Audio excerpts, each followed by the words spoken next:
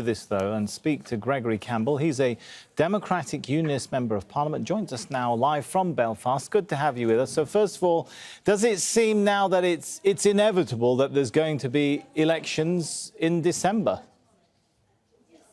Well, I wouldn't say it's completely inevitable, but it's certainly working in that direction, despite all the evidence to the contrary.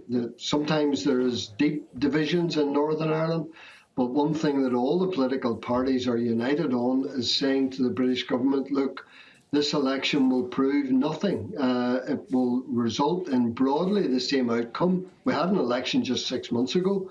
Not a lot has changed in that time, so you're rerunning an election to produce probably a similar, if not the same, result, and we will be no further forward. In fact, we may have regressed because people will obviously become more entrenched in their positions, as people do in the run-up to a very fractious election. So you don't expect that these elections are at all going to break the deadlock. Where does it leave governing Northern Ireland? Well, in a very difficult place is the short answer. I mean, just to give your listeners and viewers a position, in Northern Ireland, it's quite a divided society.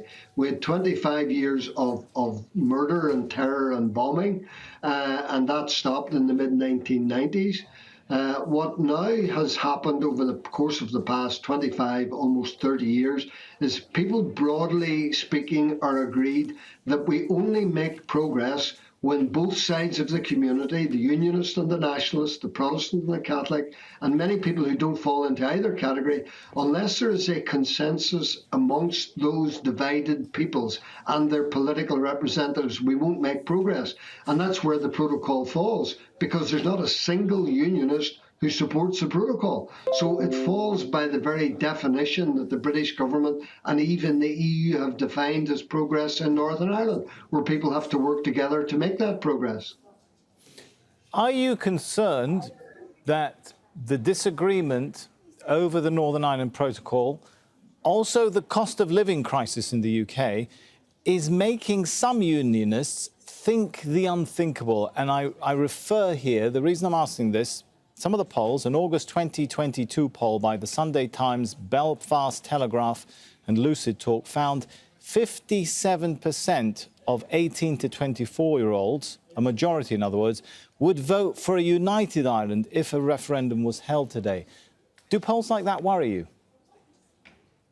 No, because once people start to think and talk and rationalise what any departure from the United Kingdom would mean. For example, we have a free at the point of use National Health Service. They don't have that in the Irish Republic. It would cost every single person in Northern Ireland hundreds and hundreds of pounds per year each to provide that National Health Service. But they're part of the EU, where they can trade, and a lot of the trade is, right? And that is a big incentive for people, is it not?